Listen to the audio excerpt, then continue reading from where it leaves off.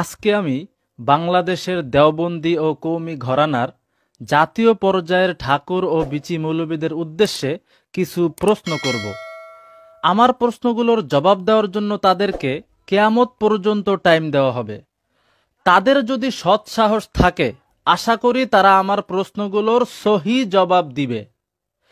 আমি যাদের উদ্দেশ্যে প্রশ্নগুলো করব তাদের মধ্যে উল্লেখযোগ্য রেজাউল করিম আবরার, ফয়জুল করিম চরমনাই, আলী হাসান উসামা, মুস্তাকুন নবী, হাসান জামিল, শামসুদ্দোহা আশরাফি, নুরুল ইসলাম অলিপুরি, মিজানুর রহমান সাইদ, মুফতি দেলোয়ার এবং মুফতি আব্দুল মালেক। সরাসরি কোরআন ও সহি হাদিস থেকে আমার প্রশ্নগুলোর জবাব দিবা। ওই আন্তাজে খোরা যুক্তি মন গড়া ব্যাখ্যা দিবা তা চলবে না। মন গড়া যুক্তি আর খোরা অপব্যাখ্যা দিলে থাপড়ায় কানমান ফড়া এলাম। কোরআন সুন্নাহ থেকে দলে। আসসালামু আলাইকুম ওয়া রাহমাতুল্লাহি ওয়া বারাকাতুহু। যারা আমার এই ভিডিওটি দেখছেন দেশে ও প্রবাসে সবাইকে আন্তরিক মোবারকবাদ। দর্শক শ্রোতা, আপনারা জানেন বায়তুল মোকাররমের খতিব তিনি বলেছেন ঈদে মিলাদুন নবী বলতে কোরআন হাদিসে কোথাও নেই, এটা বেদাত, এটা মানুষের বানানো। তবে এই কথাটি শুনে এনায়েতুল্লাহ আব্বাসী হুজুরের ছাত্র মাসুক ভাই তার কষ্ট লেগেছে, যেটা রাষ্ট্রীয়ভাবে ঈদে মিলাদুন নবী পালন হয়। আরব কান্ট্রিতেও রাষ্ট্রীয়ভাবে ঈদে মিলাদুন নবী পালন করে। আপনারা হয়তো অনেক নিউজে দেখেছেন, আর যারা বাইরের কান্ট্রিতে থাকেন তারাও এই বিষয়টি অবগত রয়েছেন। তবে সেই মিলাদুন নবীকে নাজায়েজ বলা বা কোরআন হাদিসে কোথাও নেই এই বলার কারণে আসলে তার মনে কষ্ট লেগে মাসুক ভাই তিনি জবাব দিয়েছেন। তিনি রাগের মাথায় কিছু কথা বলেছেন, ভুট্টা মৌলবী, ফকিন্নি মৌলবী এই কথাগুলো বলেছিলেন, যে কারণে তার বিরুদ্ধে মামলার হুমকি, তার মাহফিলে অনেক গালাগালি করেছেন অনেক আলেমই, কওমি আলেম যারা আছে। তবে এবার কওমি আলেমের উদ্দেশ্যে 5টি প্রশ্ন রেখেছেন, যে কিয়ামত পর্যন্ত টাইম দেওয়া হয়েছে, 5টি প্রশ্ন পারলে তারা উত্তর দেবে।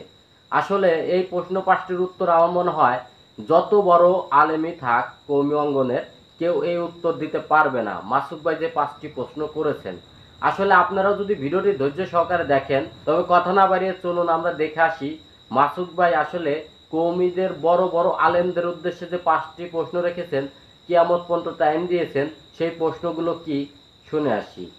আজকে আমি বাংলাদেশের দেওবন্দি ও কওমি ঘরানার জাতীয় পর্যায়ের ঠাকুর ও বিচি মৌলবীদের উদ্দেশ্যে কিছু প্রশ্ন করব। আমার প্রশ্নগুলোর জবাব দেওয়ার জন্য তাদেরকে কিয়ামত পর্যন্ত টাইম দেওয়া হবে। তাদের যদি সৎ সাহস থাকে, আশা করি তারা আমার প্রশ্নগুলোর সহি জবাব দিবে। আমি যাদের উদ্দেশ্যে প্রশ্নগুলো করব তাদের মধ্যে উল্লেখযোগ্য রেজাউল করিম আবরার, ফয়জুল করিম চরমনাই, আলী হাসান উসামা, মুস্তাকুন নবী, হাসান জামিল, শামসুদ্দোহা আশরাফি, নুরুল ইসলাম অলিপুরি, মিজানুর রহমান সাইদ, মুফতি দেলোয়ার এবং মুফতি আব্দুল মালেক। উল্লেখযোগ্য এসব ঠাকুর ও বিচিদের উদ্দেশ্যে আমার প্রশ্নগুলো থাকবে। এবার আসি মূল কথায়। আপনারা জানেন এখন মাহফিলের সিজন শুরু হয়ে গেছে। সচরাচর আমাদের দেশে শীতকালে সব জায়গায়ই ওয়াজ মাহফিল হয়।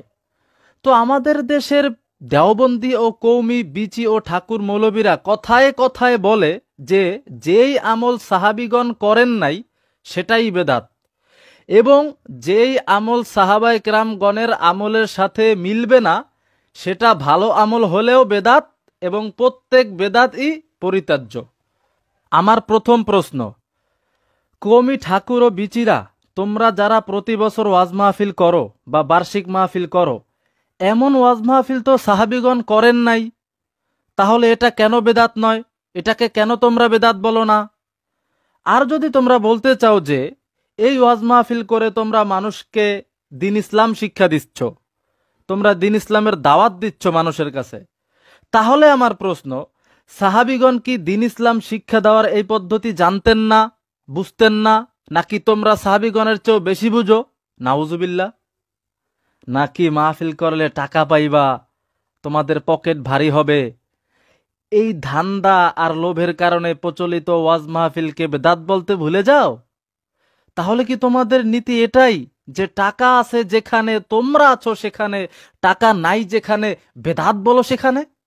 আমার দ্বিতীয় প্রশ্ন, তোমরা যে কওমি নামের মাদ্রাসায় পড়ে পড়ে মৌলবী হইছ, সাহাবিগণ তো এমনভাবে মাদ্রাসায় পড়েন নাই, তাহলে কওমি মাদ্রাসায় পড়া বেদাত, এটাকে কেন তোমরা বেদাত বলো না? আর যদি তোমরা বলতে চাও যে আলেম হওয়া বা ইলমে দিন শিখার জন্য মাদ্রাসায় পড়ো তোমরা, তাহলে আমার প্রশ্ন, সাহাবী ও তাবিনগণ কি বুঝতেন না যে মাদ্রাসায় পড়ে আলেম হতে হবে? নাকি তোমরা সাহাবী ও তাবিনগণের চেয়েও বেশি বুঝো কিভাবে আলেম হতে হবে? নাউজুবিল্লাহ। সরাসরি কোরআন ও সহিহ হাদিস থেকে আমার প্রশ্নগুলোর জবাব দিবা। ওই আন্তাজে খোরা যুক্তি মন গড়া ব্যাখ্যা দিবা তা চলবে না। মন গড়া যুক্তি আর খোরা অপব্যাখ্যা দিলে থাপড়ায় কানমান ফাড়াইলাম। কোরআন সুন্নাহ থেকে দলিল দিতে হবে। আমার তৃতীয় প্রশ্ন, তোমরা দেওবন্দি কৌমিরা প্রতি বছর খাতনে বুখারী নামে অনুষ্ঠান করো। এমন অনুষ্ঠান সাহাবীগণ করেন নাই, তাহলে এটা কেন বেদাত নয়? নাকি তোমরা বলতে চাও সাহাবীগণ বুঝতেন না যে হাদিসের কিতাবের নামে প্রতি বছর এমন অনুষ্ঠান করতে হয়?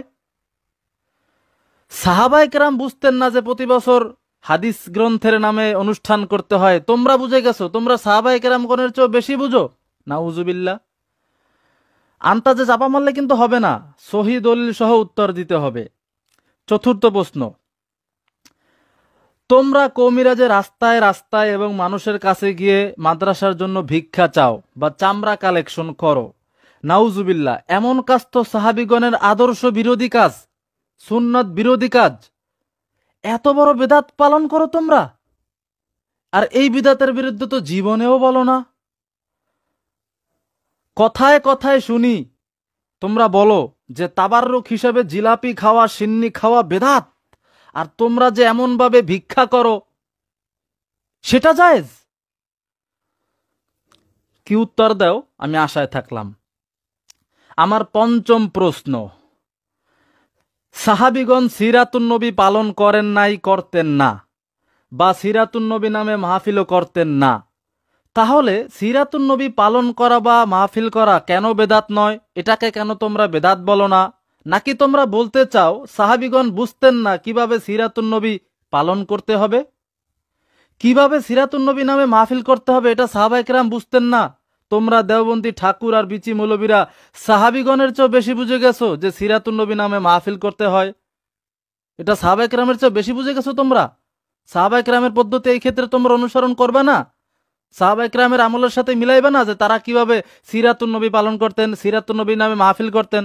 সাহাবায়ে কেরাম করেন নাই, তোমরা আন্তাজে নিজের মন গড়া একটা পদ্ধতি বানায়া সিরাতুন নবী নামে মাহফিল করতেছো, সিরাতুন নবী পালন করতেছো। এটা কেন বেদাত না?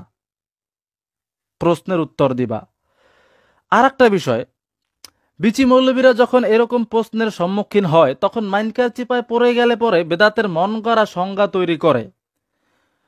বেদাতের মন গড়া সংজ্ঞা তৈরি করে বলে যে ইবাদত হিসাবে বা সওয়াবের আশায় নতুন আবিষ্কৃত ভালো আমলও বেদাত, কিন্তু ইবাদত মনে না করলে, সওয়াবের আশা না করলে নতুন আবিষ্কৃত আমল বেদাত না।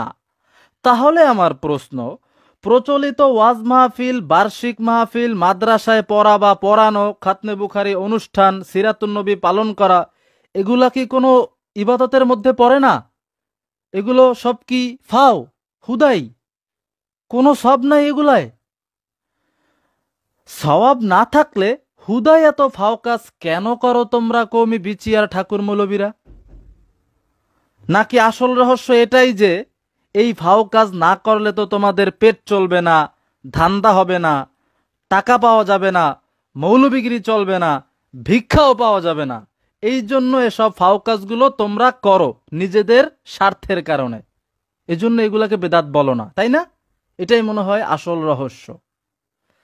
তো যাই হোক, মূল কথা এটাই যে এইবার কোনো রকম চাপাবাজি, খোরা যুক্তি, মন খরা ব্যাখ্যা, যা ইচ্ছা তাই ভংচং মানুষকে বুঝায় দেওয়া, এইভাবে উত্তর দিলে চলবে না। সরাসরি কোরআন, সুন্নাহ, সহিহ হাদিস এবং সাহাবায়ে কেরামগণের আমল থেকে দলিল দিতে হবে, দলিল দিয়ে প্রমাণ করতে হবে, আমার প্রশ্নগুলোর উত্তর দিতে হবে। আমি কিয়ামত পর্যন্ত দেওবন্দি ও কওমি ঠাকুর ও বিচি মৌলবীদের 14 গোষ্ঠীকে টাইম দিয়ে রাখলাম, দেখি তারা আমার এই প্রশ্নগুলোর উত্তর দিতে পারে কিনা। এমনকি যদি এটাও তোমরা দাবি করো যে তোমরা এই কাজগুলো সওয়াবের নিয়তে বা ইবাদত মনে করে করো না, তাহলেও আমার দাবি থাকবে যে এই কাজগুলা যে কোনো ধরনের ইবাদতের মধ্যে পড়ে না বা এই কাজগুলায় যে কোনো ধরনের সওয়াব নাই, এটা কোরআন ও সুন্নাহ থেকে প্রমাণ করবা। যদি তোমরা বলো বাঁচার জন্য যে না এগুলো তো আমরা সওয়াবের আশায় করি না, এগুলো কোনো ইবাদত মনে করে করি না, তাহলে এটাও কোরআন সুন্নাহর আলোকে কোরআন সুন্নাহর দলিল দিয়েই প্রমাণ করবা যে এই যে কাজগুলা সিরাতুন নবী মাহফিল, বার্ষিক মাহফিল, ওয়াজ মাহফিল, মাদ্রাসায় পড়া, খাতমে বুখারী অনুষ্ঠান, এইগুলা যে সওয়াব না বা কোনো ধরনের ইবাদত না, এটা কোরআন সুন্নাহ দিয়ে তোমরা প্রমাণ করবা। এবার দেখব তোমরা কিভাবে উত্তর দাও।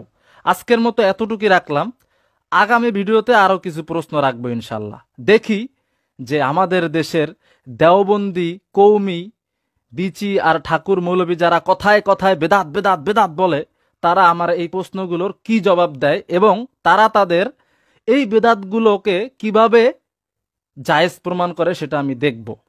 শেষে আবারও বলতেছি, আমার প্রত্যেকটা প্রশ্নের জবাব সরাসরি কোরআন, সুন্নাহ, সহিহ হাদিস এবং সাহাবায়ে কেরামগণের আমল থেকে দিতে হবে, এর বাইরে দেওয়া যাবে না। মন গড়া যুক্তি, খোরা যুক্তি, অপব্যাখ্যা এইসব যদি দেও তাহলে থাপড়ায় কানমান ফাড়াই দেব।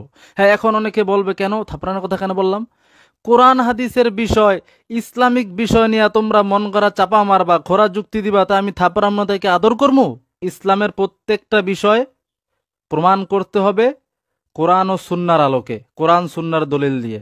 সুতরাং এর বাইরে কোনো কারো মন গড়া চাপা, খোরা যুক্তি, বস্তা বসা যুক্তি চলবে না। বস্তা বসা যুক্তি দিয়া যদি কিছু বলতে আসো তাহলে।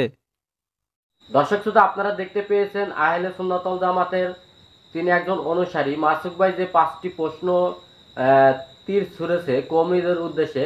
কওমিদের যত বড় বড় ওলামায়ে কেরাম আছে, আপনার ফয়জুল করিম, আলী হাসান ওসামা বা আরিফ বিন হাবিব, মুস্তাকুন নবী সাহেব, এই ধরনের যত বড় বড় আলেম আছে তাদের উদ্দেশ্যে সেই 5টি প্রশ্ন আপনারা ইতিমধ্যে শুনেছেন।